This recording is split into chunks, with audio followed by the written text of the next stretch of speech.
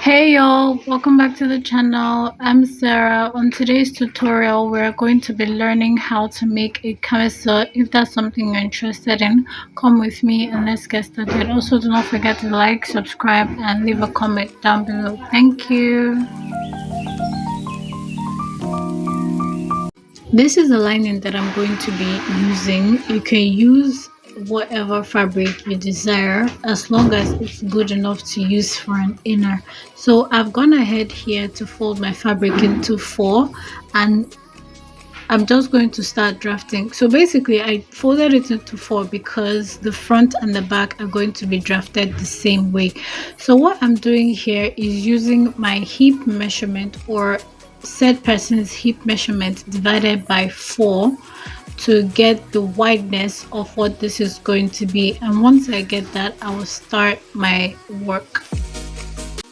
I'm going to start by drafting out the shoulder measurement. So you do your shoulder measurement divided by 2, and then you move 1 inch. Let's say, for instance, my shoulder measurement is 7. I'm going to go ahead and remove 1, which will make it 6. Remember, this is a camisole, it's not a top or any blouse, so it needs to sit directly on the shoulder, right? And then I'm going to come in for the neck area by 4, like 4 inches. At this part here where I have my shoulder slope, I'm going to come down by 3/4 of an inch. Then I'll get my ruler and make a line across like a slope. The next thing we're going to do after getting our shoulder slope is go ahead to get the proper neck measurements, right? So I'm going to come down depending on how wide you want your neck to be. For me, I'm doing a v-neck here because the outfit that she's going to be using to wear it is a v-neck. So I just went ahead to do a v-neck. You could do up to 7 for a v-neck because it has to go deeper than the actual cloth itself. The neckline for the lining has to go deeper than the neckline for the main piece. So here I did the neckline for the back as well. I told you I folded this into 4, right? So I did the same 4 inches by 2. Now we have the back neckline and the front neckline.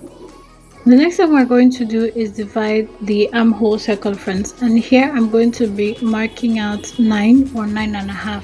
Her armhole circumference divided into 2 is 10, but because I don't want her side breasts to show or armhole to be too open, I'm just going to go ahead and mark 9.5 or 9, like I said.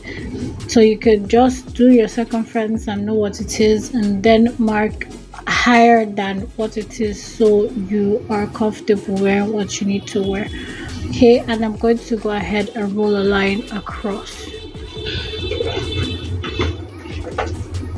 On this same line, I'm going to do my shoulder measurement just so I get a straight line from the top of the shoulder slope to the bottom where we have our 7 or 6 or 8, whatever it is yours was for your shoulder measurement divided by 2. Just put it down there. The next thing we have to do is get her half length. Okay, you could go ahead and get your half length, whatever it is, 17, 16, 20, whatever your half length is. Go ahead and mark that out first, and then roll a line across, a horizontal line across. The next thing we're going to do after we've gotten that is get our length line. So the inner dress or camisole or shimi, whatever you want to call it, is supposed to be shorter than the outer dress. So here I did 37. I'm going to go ahead and make a straight line across, and then I'll label it full length. On here, I'm going to come in by 1 inch. And if you do not know the reason why I'm coming in by 1 inch, I already have a tutorial on the reason why, so you should go and check that out. It's a recent tutorial on basic bodice patterns, so you should go and check that out. After I go in by 1 inch, I'm going to go ahead and divide what I have on my armhole circumference by 2. When I get that, I would go ahead now and do on the chest line, I'm going to do my bust measurements divided by 4, and then I'll add 1 inch for sewing allowance and ½ inch for ease. On this waistline here, I'm going to do my hip measurement divided by 4, and then I'll add 1 inch for sewing allowance and 1½ inch for ease. And the reason why I'm doing that is so that it will be free. You can wear it anytime, any day, on any outfit, and it will still be free on you. Okay, so what I did here was I went on the waistline, took what measurement I had there, put it on here on the full length line, and then I'm adding my sewing allowance and my ½ inch for ease. I'm going to go ahead now and put all this together with my straight roll. And this is what we have. So I'm going to start cutting, but from the back neckline. Like I said before, I folded this into 4, so we have like 2 different pieces at play here. I'm going to go ahead and cut out the back first, starting with the back neckline, and then I would come over and cut out the front. You guys should not forget to please cut out your shoulder slope, because I don't know why I forgot to do that, but I did it anyways. Cut out your shoulder slope, remove the back, put this together, and then cut the front neckline. So it's back neckline first, then you cut out the front neckline afterwards. Now that we have that, we're going to go ahead and put this together. After which, we're going to sew first the shoulder area. So we're going to sew it down by ½ inch, and this is what it should look like afterwards. Okay, like this. Then the next thing we're going to do, if you have a bias, you can use bias to turn the neck around, but I don't have a bias, so I'm going to create one so that I can use it to turn the neck area. So what I'm doing here is just going ahead to measure what I have for the entire neck, front to back, so that I'll know how long I want this bias lookalike to be. Okay, so I've gotten the length now, and I'm just going to go ahead and mark in 1 inch, right? So for the length, whatever your length is, let's say it's 36, you want to add like 2, 3, or 4 inches to it. So when you're done with your work, whatever remains, you can go ahead and cut it off.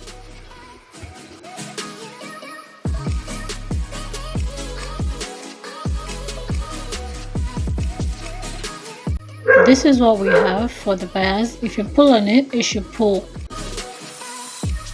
A lot though.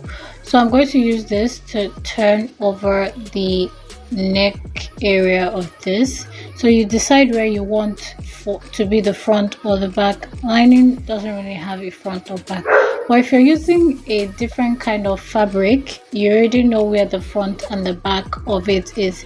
Let's say you're using something like a shiny face or a doll face, you already know where the front, something satin, you already know where the front and the back is, so that would help you a lot. But if you're using something like an ordinary lining or like a cotton lining, you just decide for yourself where you want the front and the back to be. After I do that now, I'm going to go ahead and use my pins to hold this down. This way you are free to go about your machine and work on it, and then remove the pins as you go so they don't break. This is what you'll have. So you're just going to go ahead and then turn the bias inward and sew. After which, I'm going to go ahead now and sew this by the allowance that we give for it, which is 1½. Don't use the ½ inch, just use 1½ to sew this. And this is what it looks like. I'm going to go ahead after to use a bias tape to turn the armhole part of this, and I already also went ahead to hem the end of this inner dress. But yeah, this is what we have. I hope you get to try this out for yourself. I hope yours turns out as beautiful as mine did, and I hope you enjoyed the process of making yours as much as I have enjoyed the process of making mine. With that being said, y'all, please do not forget to like, subscribe, and leave a comment down below. Don't forget to turn on your notification bell so you'll be notified when I post a new video. Don't forget to love yourself, because I love you. Have a beautiful day or night, whichever it is you live for. Bye.